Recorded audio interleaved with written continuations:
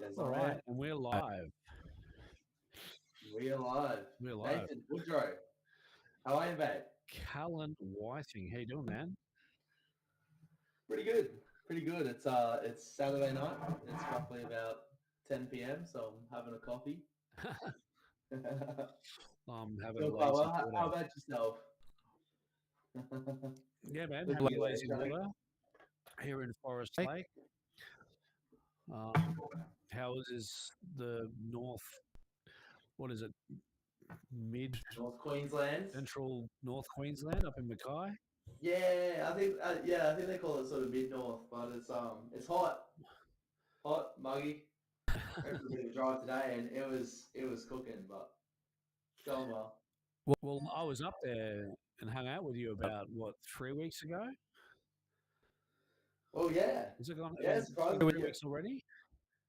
you were up here for a bit of work, and yeah, you got to check out the pad, check out my little studio, Yeah, well, I was. It was just catch kind up, of. and It was just a bit of fortune because we put a new guy on our work, and he needed a bit of training. So I went up and I flew up to Townsville and basically got in a car with him and drove down to Mackay, seeing all our customers along the way. And yeah, obviously we caught up when I was in Mackay, and got to see your little pad there, which is pretty awesome. Yeah, you got yourself an awesome little rig and set up there. I was quite envious actually. Takes me back to my old bachelor days. back of the day, I know it's pretty good. I am quite comfortable up here. It's a nice little change, little Yeah, apartment what you want to in the big explain smoke. to all the billions of viewers out there? What what was it that you moved up there for? Moved up here for work, so took a bit of a leap of faith. Didn't know what was sort of up here, but sort of landed an opportunity and doubling down what I was doing, and that's sort of in the fuel business, I guess you could say. That makes it sound quite professional to what it actually is. But yeah, landed a gig up here, and that's pretty much the only reason why I'm up here. There was pretty much nothing else that brought me up here, but it's been good so far. It's been a nice little change of pace. Awesome, awesome. Yeah, so we kind of just wanted to like, uh, we're always getting together and doing music, recording, writing Mm-hmm. songs, um, and just generally being idiots. Um, we thought, given that you moved up so far away, that maybe we could you know, jump online every couple of weeks and kind of stream our conversations and talk about our music and what we're kind of up to. Um, Mm-hmm. and yeah, it's something we've been talking about doing for quite some time. And after a lot of technical difficulties, which we're still having, by the way, um, but we will progressively iron them out and we'll sort this. Um, yeah, we thought we'd start streaming some of our conversations, and yeah, who knows if anyone else wants to listen in or yeah, who knows. Um, Well, I guess if we're doing this, we'll just start from the start, won't we? From how we met. yeah, how did that happen? Well, it was I was only sort of fresh into sort of music back then. I started playing drums when I was about 8 years old, but I was about 15, 16 at this time, and sort of found myself a band out in the depths of Beanley, and we started jamming with them, and we called ourselves Cheesy Crust. A lot of people who know me know the band, and we had some songs out and that. So that's going about 10 years ago now, and we had some songs. Didn't have one song in particular that we sort of wanted to record, so we jumped on the old Google, the old internet, and thought we'd see what's out there, and we found a studio out in Salisbury, was sort of South Brisbane area, and For lo and some stupid behold, reason, you decide to ring them. yeah, pretty well. And so we went to go do a bit of a walk through this place, and I meet some redhead behind the the sound engineering desk named Nathan Woodrow, and yeah, he was the dude who's going to do all the recordings. So that's pretty much how our paths sort of crossed to begin with. Yeah, so we sort of started off with that single, Renovate This Town, which we Yep. recorded and mixed and mastered, and then you guys did a film clip pretty quickly. And then I think the plan was then to do an EP straight after, and which we did. Yep. Then we spent like a whole week in the studio. Yeah. And that was, a lot of fun. We kind of all got on pretty well at that stage. 100%. Sorry? 100%. like a house on fire, mate. It was a laughing minute, wasn't it? It was crazy. It was nuts. The amount of shit that we got up to. So we kind of put down another 4 tracks to make the 5-track EP. We got through a lot of the mixing part of it, and then it kind of went a bit skewed with what was his name in the band? Alex. He kind of I don't know. There was a bit of a miscommunication about how the money was all flowing. A little bit of a drama. Yeah, so cut things short, but sorry.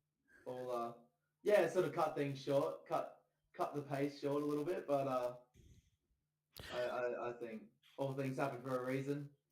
Yeah, so we sort of finished it, but didn't quite finish. It was like at that stage. The single got out, and we did that and the whole publicity, and we geeked around and everything. But we recorded the EP, and by that time, that's when things sort of went pear-shaped. The recording was done, but we sort of just threw it out after that and just put it up online, but there was no real release as such. Yeah. Which was a shame, because it was like a really cool sounding little EP. It was like at least There's a couple crackers on it. Yeah. You want to play a track from it? Yeah, go on. Enlighten me. Which track do you want to hear? You surprise me. Put whatever one you want on. All right. Well, let's. My favorite track was Heroes. I think we did a really good job with Renovate This Town. I thought that came out really, really good, and the film clip you guys did was pretty awesome as well. But my favorite track has always been Heroes. So I'll hit play on that, and we'll have a listen. It's a cool track, and these are recorded 10 years ago.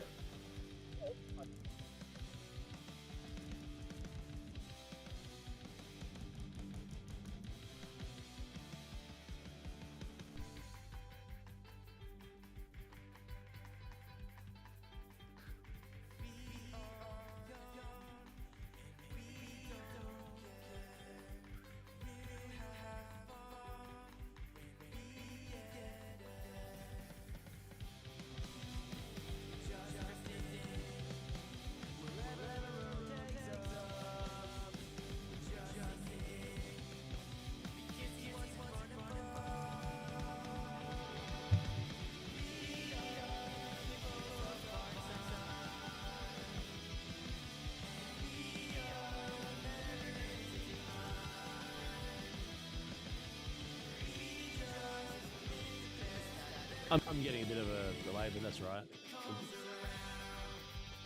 Oh, yeah. Hopefully it's streaming to YouTube, no problem. I can hear it beautifully. Whoever is playing the drums sounds phenomenal. And whoever did that really cool production in the verses must have been a It pretty is pretty cool. legend as Hats well. off to you, Woody. It kind of sounds like you know what you're doing. Just a little bit.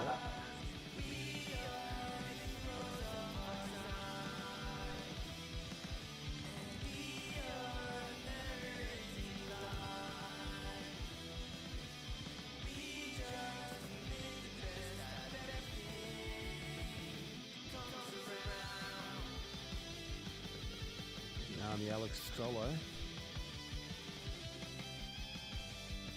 Let credit be due where credit is due. Oh, it was good. He was great on guitar. Great. Yeah, he was. His issues wasn't his guitar playing.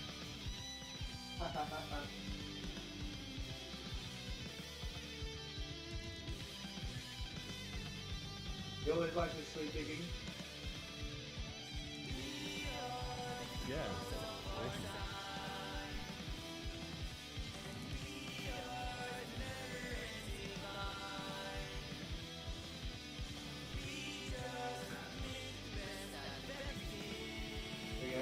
Unnecessary key change. Yeah, the key change that was completely unnecessary.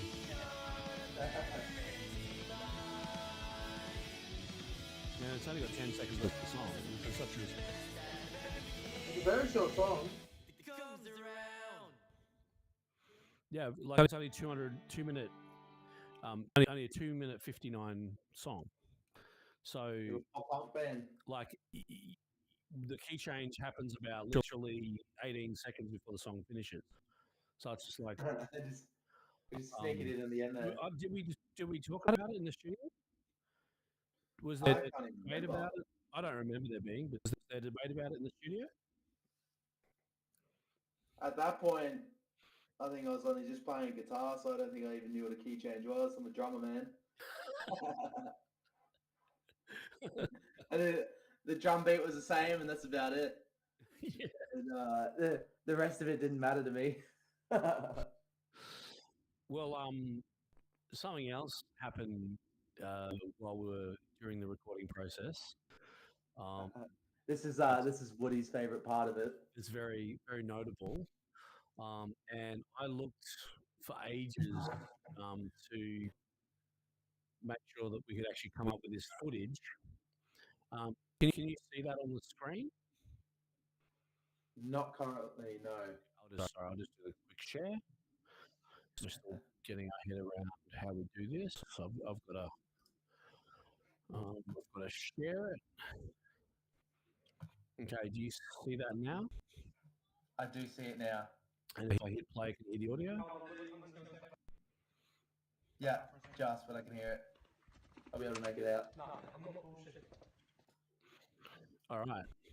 So to set the scene, I'm in the mixing part of maybe the first couple of songs, and the other two guys are in the studio with me as we're doing it. But you had to work, right? Yes. So you weren't in this day. The guys came in and they're going. I'm throwing them under the bus. This was not my. This wasn't my idea at all. So the guy's like, we really want to prank Callen. How could we get him? So they said to me, like, could we somehow prank him and make him think something's gone wrong with the recording or something like that? And then I'm like, well, I sort of thought on my feet pretty quickly, and I thought, well, why don't you tell him? Because didn't he say something about there's a snare drum that's late? Because they put in a bit of like feedback and, can you change that kick? Can you change that snare? Things like that, just really minor things. And, we can fix almost anything, to be honest, especially when it comes to drums, without needing to retract it. Although I thought maybe we can get Callen to think that because he wants a snare drum to be put back in time, that we can tell him that it can't be done and that he's going to have to come back in and re-record the whole thing just for the one snare. and we can get him to like, and I'm going to charge for another day. So you guys are paying about $800 a day at the time. I think that's how it worked out. Yeah. And um, it's like that's it's like the minimum charge for a day was $800. Well, it wasn't really, but we're just going to make that for the sake of the story and make it like a so it's sort of plausible to a point, but also going to make you like fully piss you off, and you know, um, And to your guys' benefit, at this point, I had never been in a studio before. I'd never even recorded anything before. I was sort of 16, and all I'd done was play drums live at gigs and just in people's garages. So I had no idea about the whole process and that. And yeah. And I say to the yeah, guys, yeah, you made it pretty believable. I'll tell you what. the way we can get around this, because he would have seen me doing some editing, so he'll know that I can fix things. But I sort of gave him a bit of a bullshit story about how we can sort of,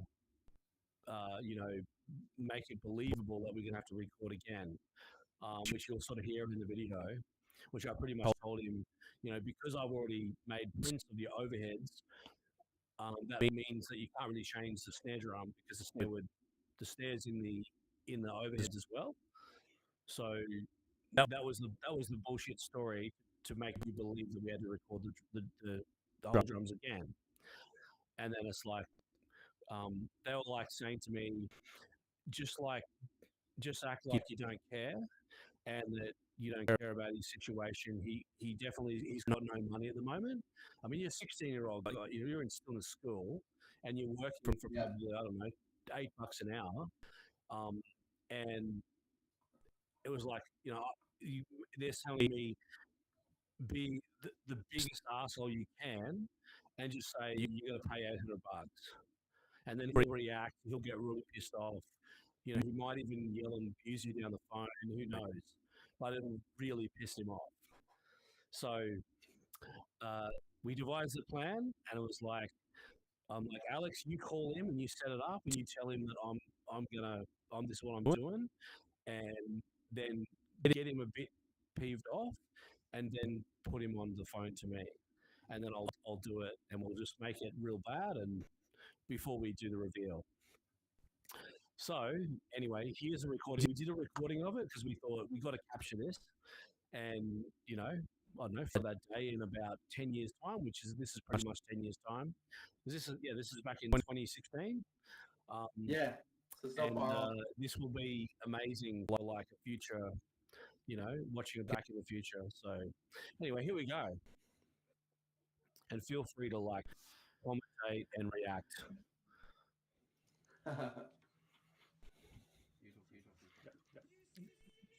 Hello, man. So I'm mixing in the studio. No, I'm not bullshitting. There's Alex. Honestly. He wants to do it tomorrow at 1100. He's being a fucking cunt. I know, but fucking, he said you gotta retract it, otherwise it's not gonna work. Because otherwise it glitches. They really said good groundwork here. They sort of riled me up before I was on the phone to you. To re-edit it, it's gonna go to re-quantize it. It's gonna take like a whole day mix, man. I'll chuck it onto him, because he can explain it better than me. So he's got you a little bit rolled up. Your ears must be pricked at this point. Callen, Then he puts on to me. Puts on the big man. what's about the snare drum, man? Yeah.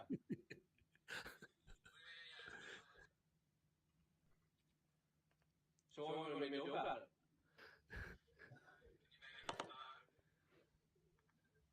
Not without retracting it. I'm trying to be the biggest asshole I can at this point. You did well. We'll see what happens is if I move it back in time, it's going to phase with the kick drum and the overheads. And This is all just complete bullshit. It's kind of fucked. I'm just making it up. So I thought it was all Yeah, at this point in time, these are words that I never heard before. I had no idea what quantize was. Well, how can I piss him off? Have to be redone. I can't afford to do it for you for nothing, so I have to charge you for a day.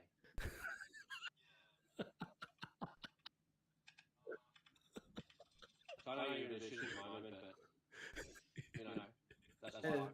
A day in the studio was about a month's work for me. Yeah, that was It's the not, point. it's not my fault that you played the It's not my fault that you played the drums. It's not my at the fault you time. played outside. And they told me you're poor. They told me you had no money. Yeah, well, shit happens, eh? Learn to play your shit in time before you come to the studio. That's kind of the message. That's the and kicker. the dagger goes in. Right. And you didn't come back in. And there was the reveal. There we go. Fucking you can't. I could. Yeah, it was like Oh, yeah, you done well. You done well. I felt so bad, and yeah, Well, yeah. I was. I think back now, you're throwing shade at a 16-year-old, Woody. Pick on someone your own age. It wasn't even my idea. Yeah. They wanted to do it. I just sort of like gave them the vehicle, and then I had to obviously play a part in it. But I felt horrible. I'm like, shit, this poor young 16-year-old guy that, you guys had like worked your asses off to save up. I don't know, it's about $4,000 we stung you for that EP, and that was like probably more money than you guys had probably earned in a long time. Yeah. And then here's me going, I need another $800 because you got one snare drum wrong, and I'm putting it all back on you. I remember going over my head because I'm like, it doesn't make sense. Because I'm like, I was in the studio and I'm seeing him move the snares and kicks around on the screen. And we were hoping you weren't going to say that. Like, it was like, I'm hoping he doesn't say, oh, but I've seen you do it, man. That was the one objection I hoped you didn't do but I've already seen you edit it, so what's the issue? That would have fucked it. We needed you to believe that it couldn't be done, And I remember thinking, I was like, oh, well, $800, we're just going to have to deal with the late snare. It's just, we'll just leave it in the song. It is what it is. Oh, it was a crack up, man. Like, yeah, and we were laughing our heads off, and yeah, and I was like, I was saying to them all day, can you please message him, make sure he's okay? I didn't really know you that well, mate.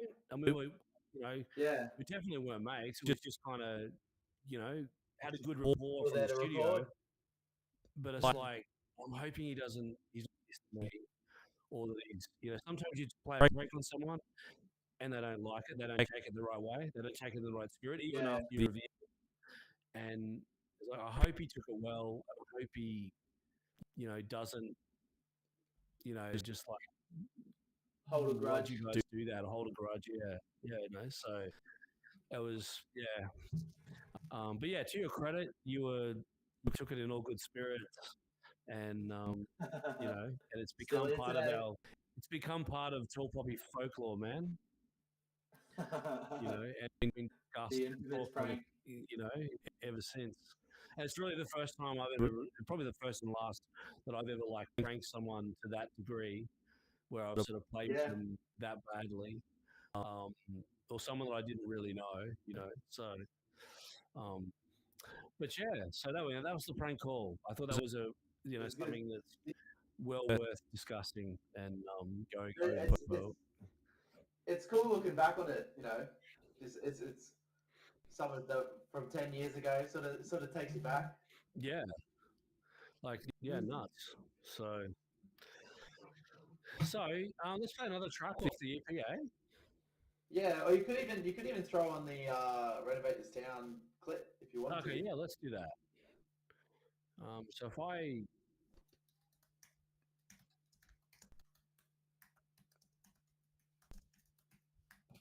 are you seeing that? I am. So you're able to see the clip? Yes, I can see everything. All There we right, go. so here we go. This is the first single of the EP that you just Yeah. listened to. Yeah. And we put this out recorded about this. 2 months before the EP. Oh, Mhm. sorry, 2 months before we did the EP. Yes.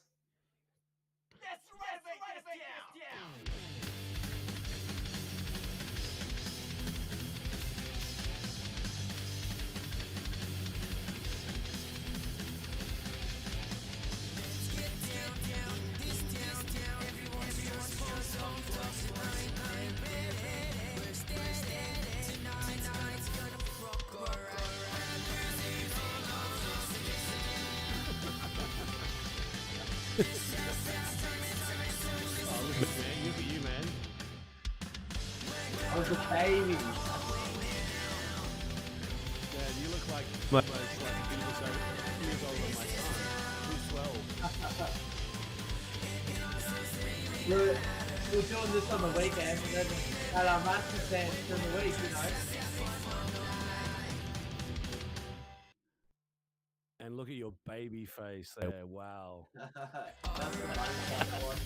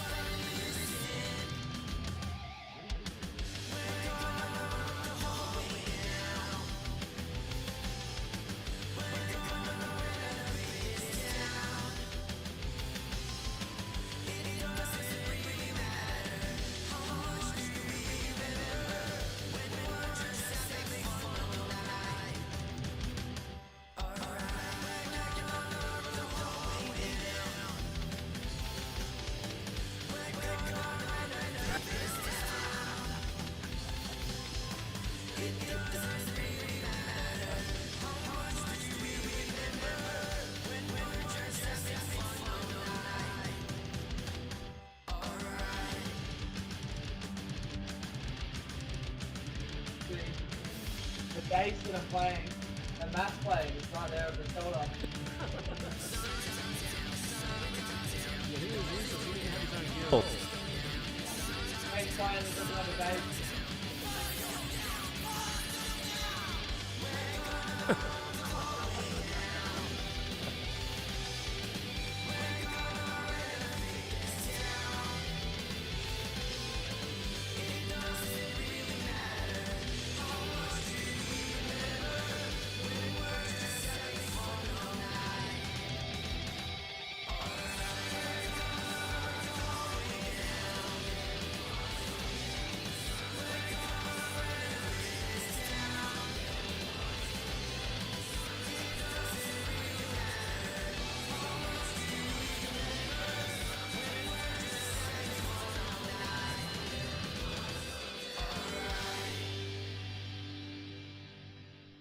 Awesome.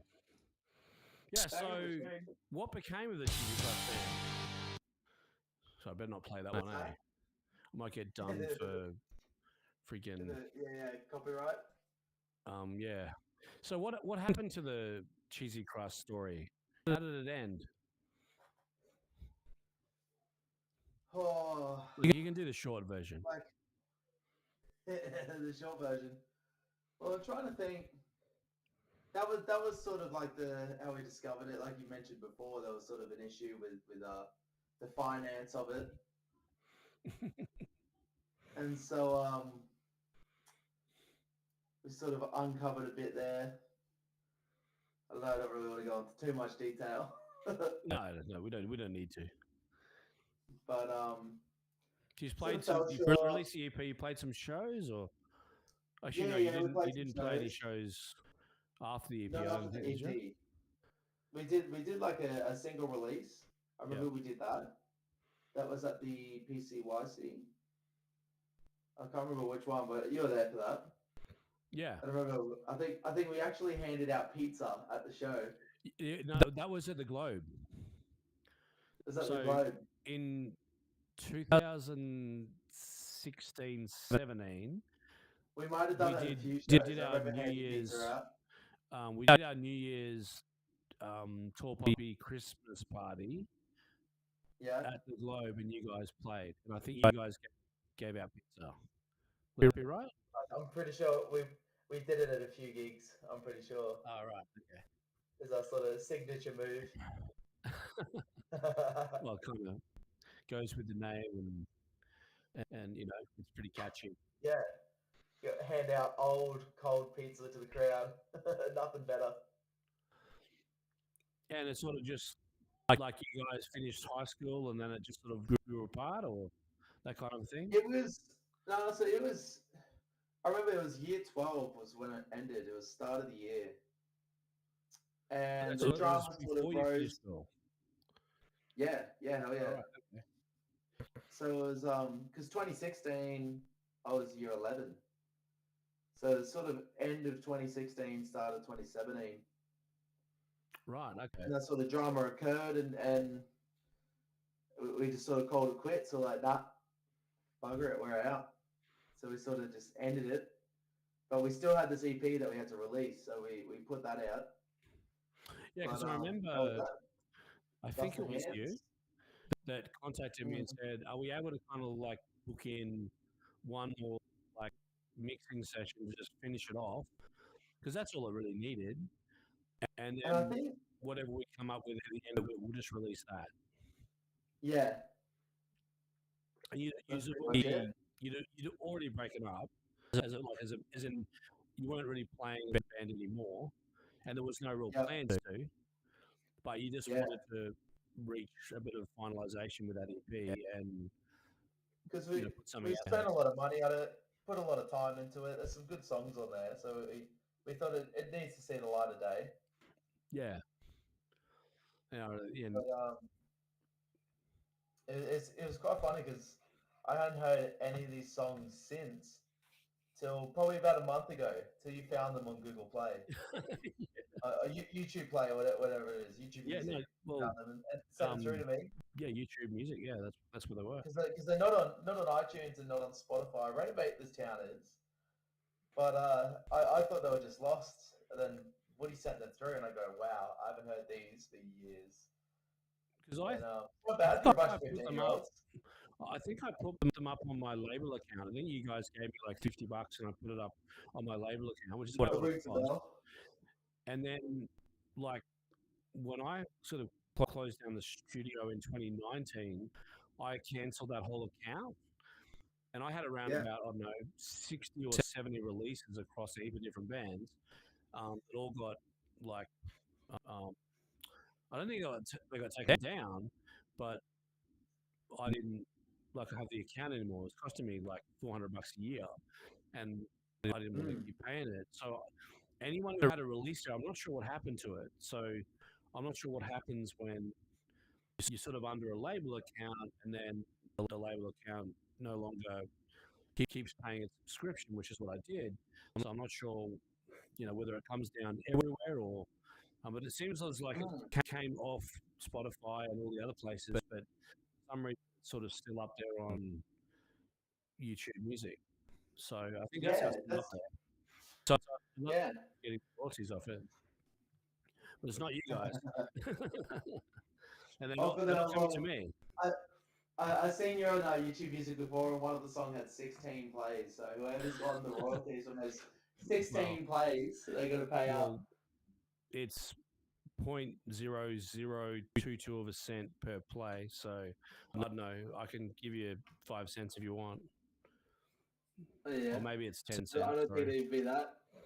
I'm happy to give you 10 cents if somehow I got 10 cents for you guys. Sorry? Yeah. I'll take those 10 cents, Woody. No problems, man. Check will be in the mail.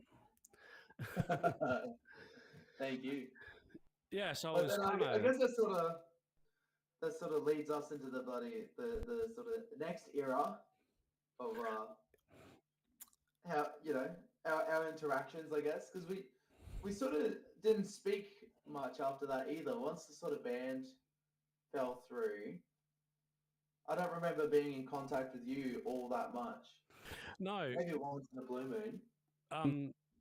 well, I remember because, like, I was sort of putting this band together with John Dangerfield, which I'd had a whole another history with him across another two or three different bands that had done recordings through the studio and had broken up and had their own internal issues, which we don't need to go into.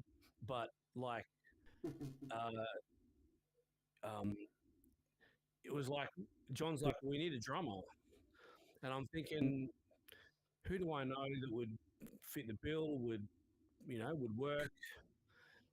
And fit in sort of thing. So, and you were just one of the names. I definitely didn't like ring you thinking it was definitely going to work. I'm like, it's just an option. And I knew it was like, he's a good player. He's definitely like meets the standard that we would need, but I definitely I wasn't thinking that if he played, it would be perfect. And I called a bunch of other people as well. Yeah. So we auditioned about probably 6 or 7 drummers from people that I knew and also people that John knew, and we put a few Facebook posts out and trying to get people to want to actually audition. And then you came in for your audition, and it was like, wow, this is perfect. This is exactly what we're after. And I'd done a heap of stuff with John with other drummers beforehand, usually like friends of his, and it just was pretty average. And then you step in, and it was like, wow. And I'm like, John, this is the guy.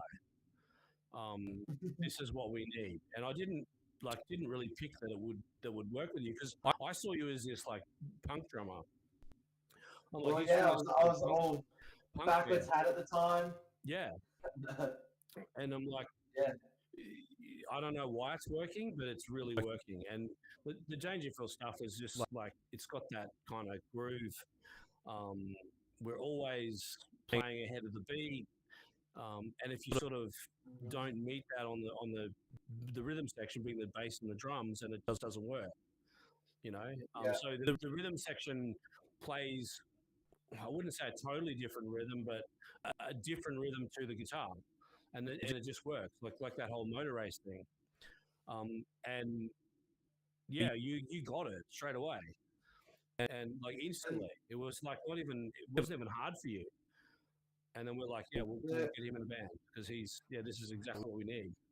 And obviously, the crazy thing is sorry. Yeah, the crazy thing is that like I never even would play any sort of genre remotely similar to what Dangerfield was. Like you said, I was a punk drummer. That's what I used to play. Yeah. Punk, pop punk rock, sort of that sort of stuff. Super fast pace.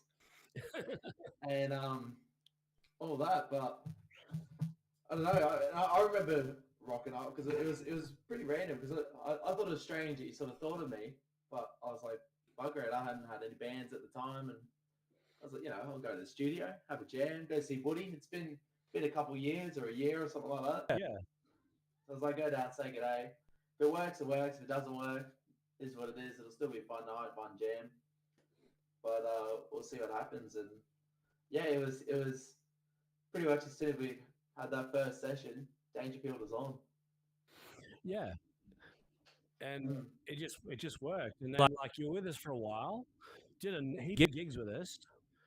Yeah. And then I don't know, something happened in your personal life or something, but you needed to smoke bomb. I remember just being run down because it was most of the gigs were in Brizzy. I was working heaps at the time too, and I was located in Canungra, a bit over an hour away. Yeah, I mean, and that was also the time that it went down was also like life was really shit for me too, man. Like I was like going, how do I actually get out of this business?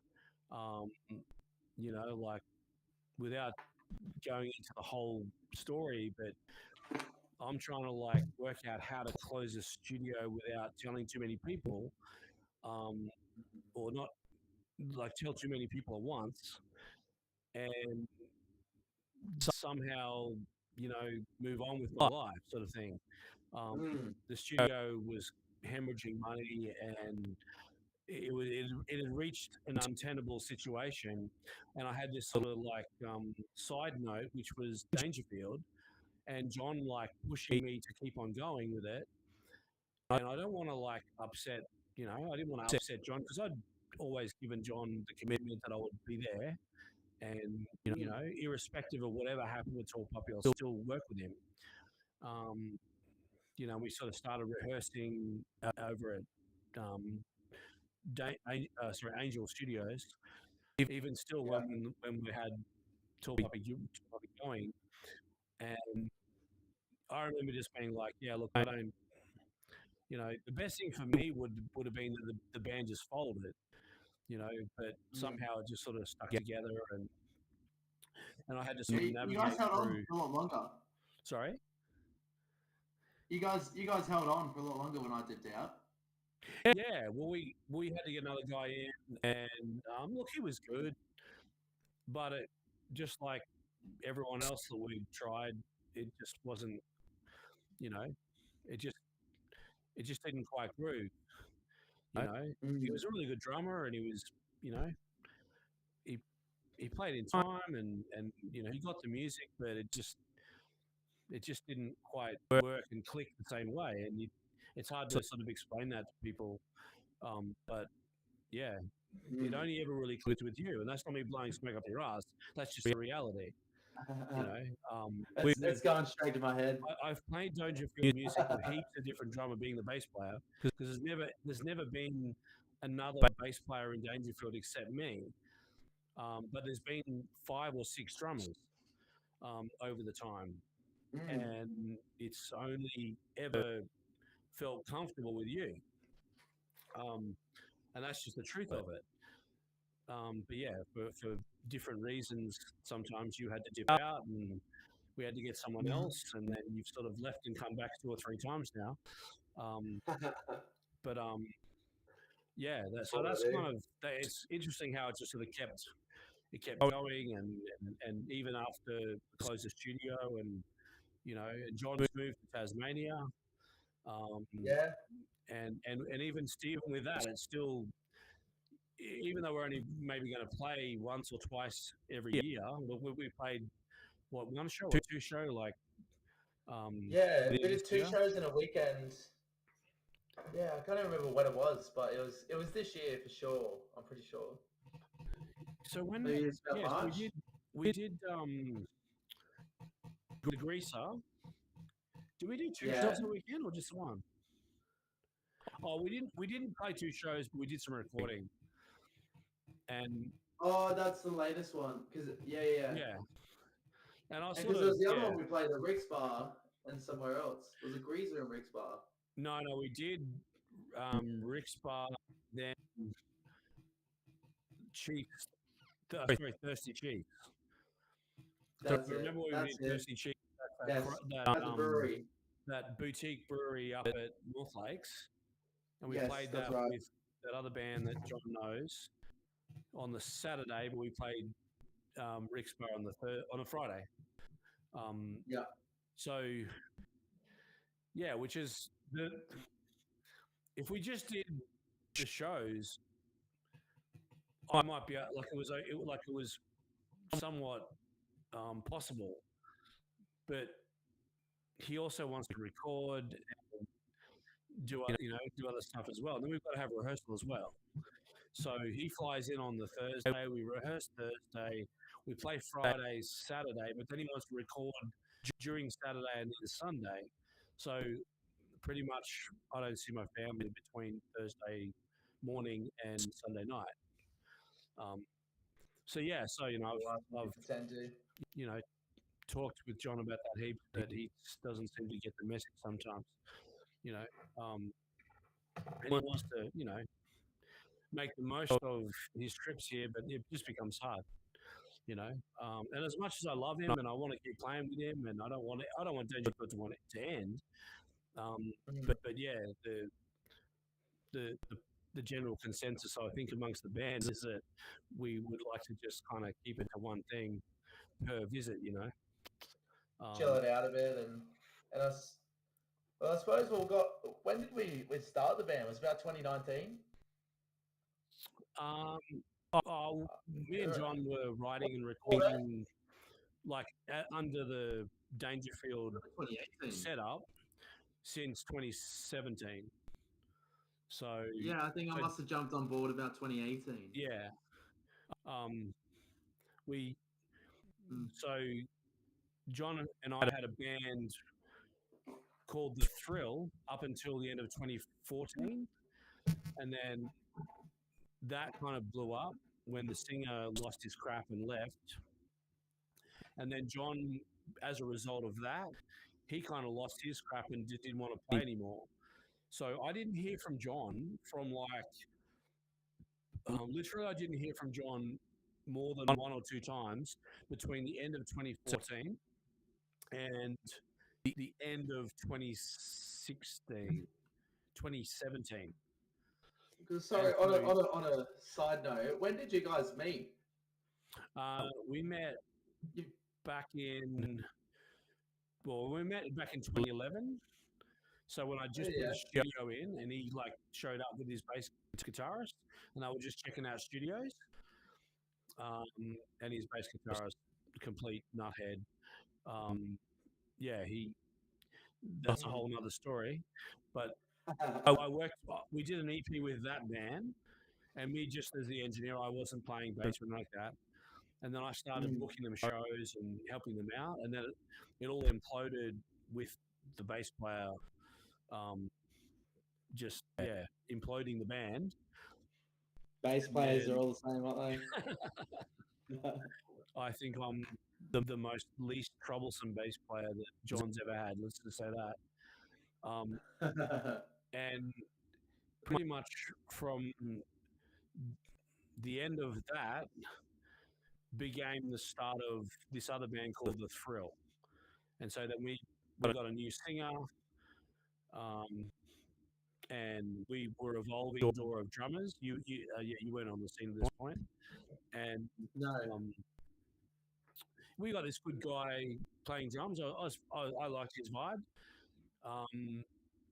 But yeah, he wanted to be paid each gig, and John was kind of like paying him, and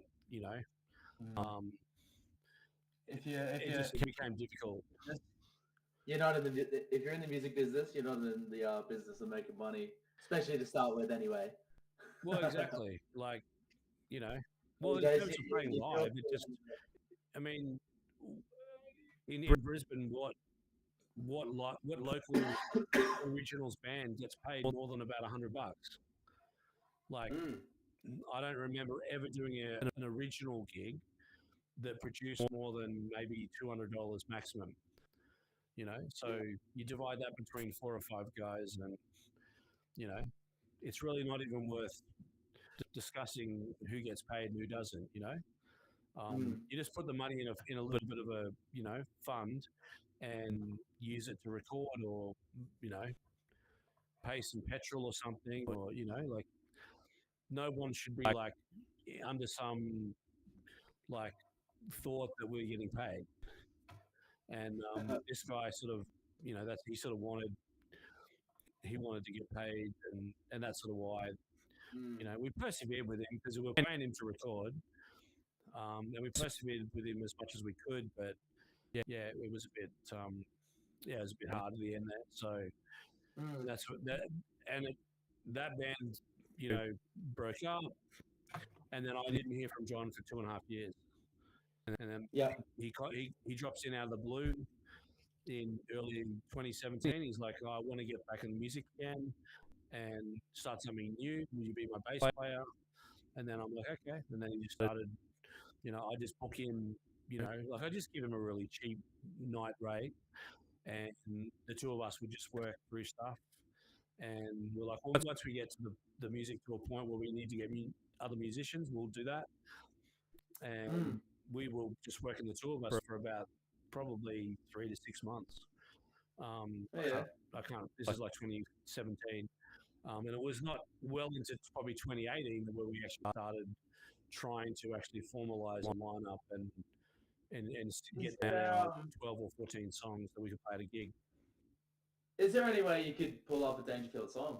Have a jam? Are we? yeah.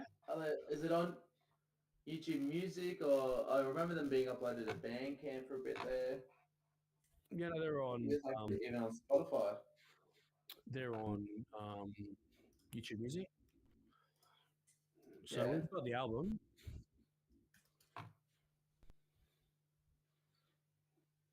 Because there are some cracking songs on here too. There we go. What are you working with? What's got the most plays? Chances, eh?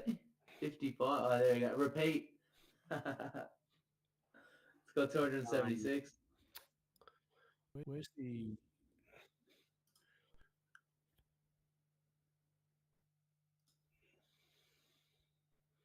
Well, this is on YouTube Music. A lot of people listen to music on this.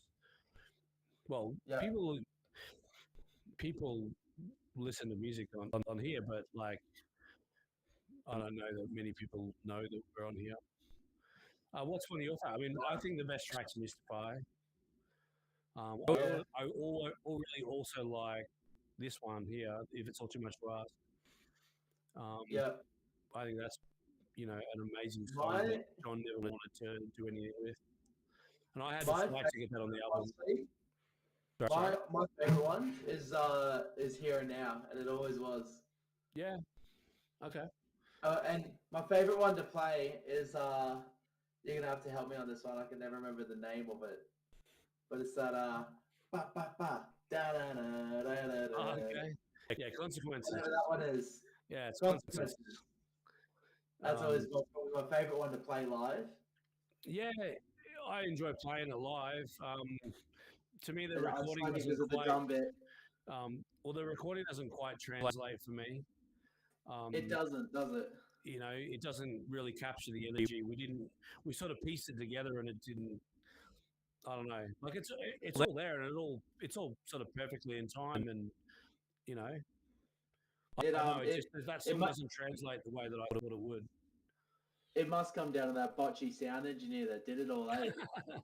Yeah, the one who did it pretty much for nothing. Do you want to slap on Here and Now? Oh, slap on Mr. Five. No, we'll do Here and Now. We'll do your favorite. We'll do your favorite, and then I'll do my favorite. All right, done.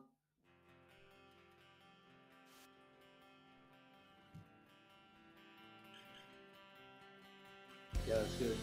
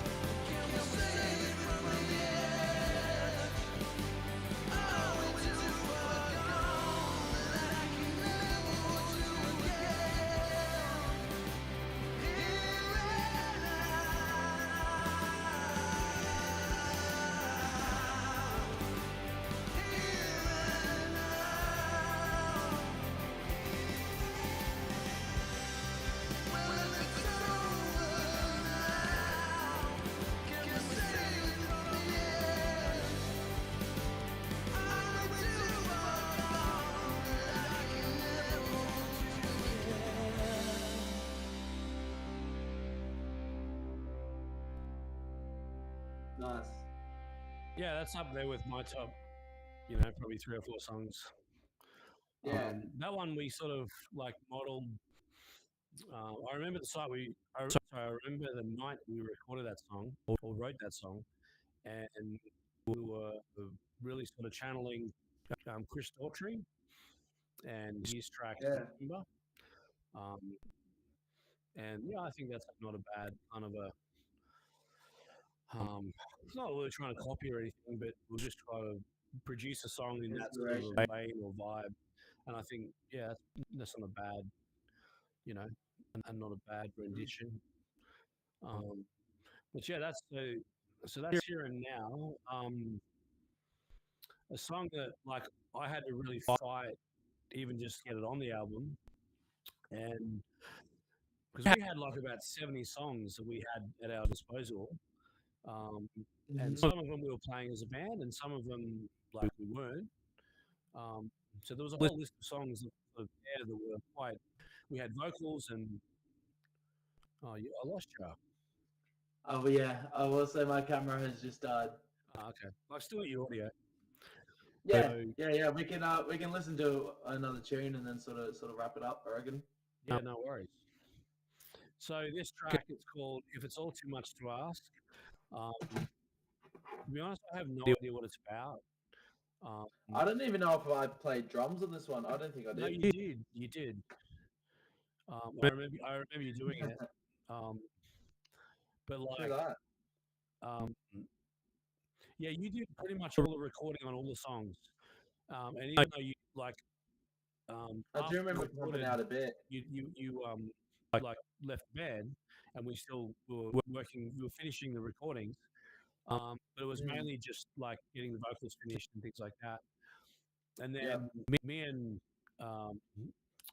what's his name, Sean, we finished the mix and mastering during COVID. True. And at a time where I really didn't think the band would ever play again. So, but yeah, we sort of pieced this one together out of what we had, and made it into a track that we could put on. We've never actually played it or rehearsed it or anything. But yeah, it's my favorite track, and it will always be my favorite track out of our stuff. It's got 46 plays, so like, like it's like in the top 3 songs plays wise. So anyway, I'll play it. It's called "If It's All Too Much to Ask."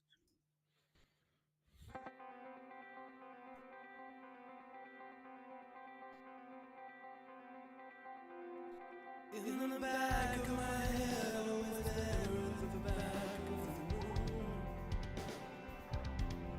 looking over my shoulder at all of the things that I do. There's no peace at all, there's no peace when I know you're around. You're breaking me so. If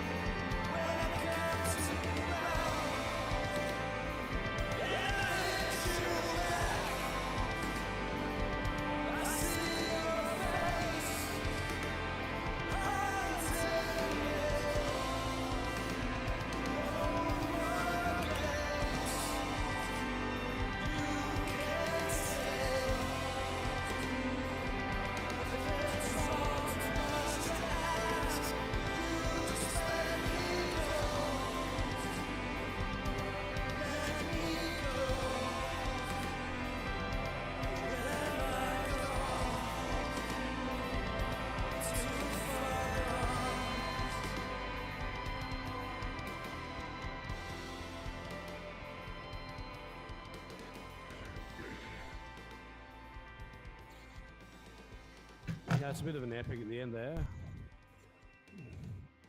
But we still got you there, Cal? Yeah. You falling It's, asleep to it's- Dangerfield, have you? Honestly, it's a bit too dreamy for this time of night. But no, it's that's a banger. It is a trick. Yeah, I think it's a cracker. I'd love to do it live at some point, but not sure if that'll ever happen. But yeah, I'm sure we've got some more material in the works there. It's just a case of Do whenever it actually? gets finished. Actually, that reminds me, I've got to record a lot of drum tracks for John. Sorry about that, John. I'm getting there. Yeah, well, you can. You got I'll, your Pro Tools rig, and you can record in the Pro Tools and your MIDI, and just send it over to me, and I can put it into the Yeah. track, and Away to we be honest, go. the issue is getting texts.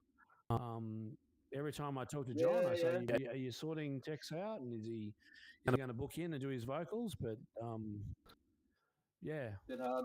that's really where the We're all doing our own thing now, so it's a bit hard to sort of catch everyone at their different times. yeah, So absolutely. it'll come together eventually, whether it's a year, Cool 5 thing years. with Dangerfield is that we can do nothing for 12 months, and then we catch up, and we can still play together. We know the same stuff again, and there's no issues.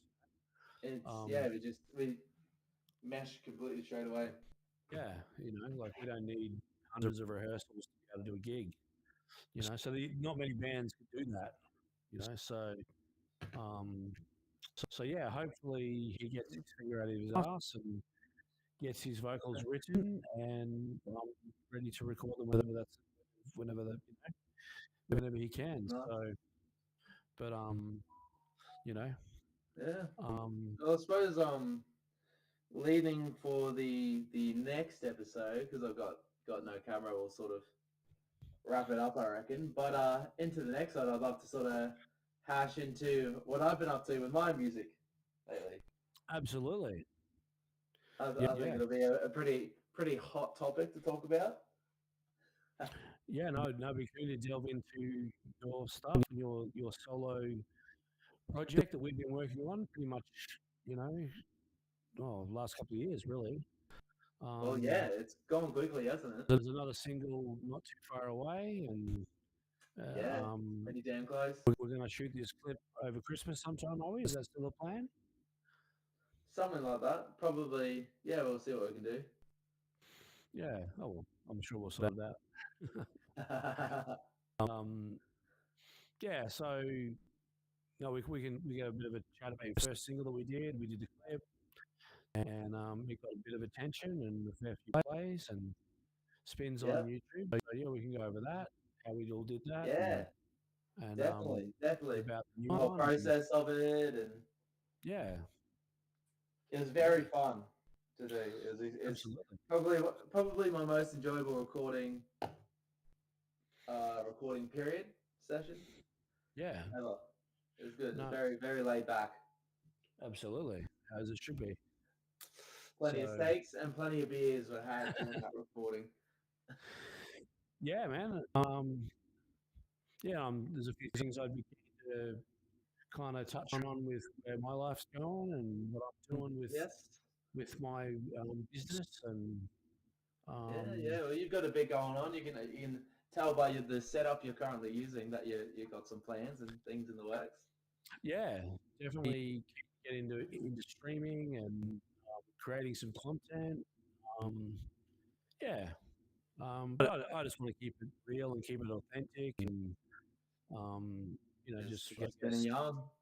talk about interesting topics that people want to engage with and so yeah, lots of interesting ideas floating around. So I'm working on a book, and I've got my website, which is just nathanwoodrow.com.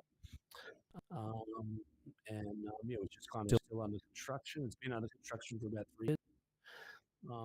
Then you've got yours. You've got callenwhiting.com, I believe.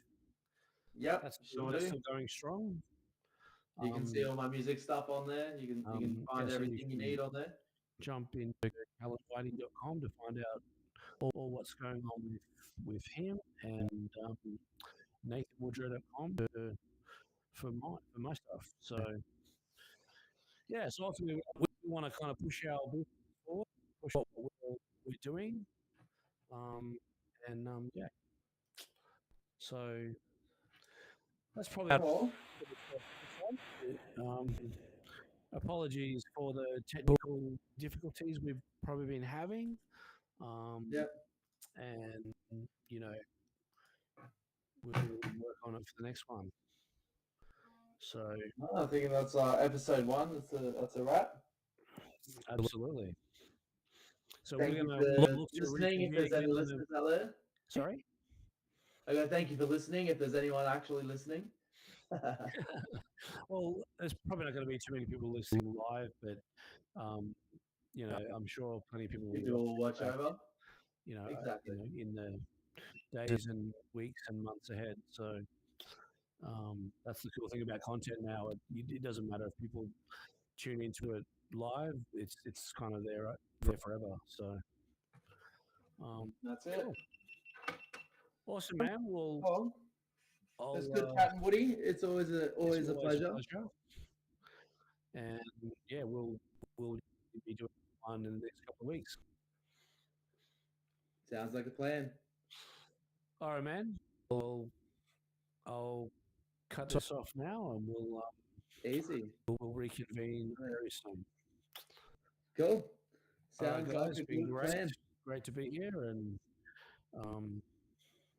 yeah, So, won't be long. Woody and Callen, peace out.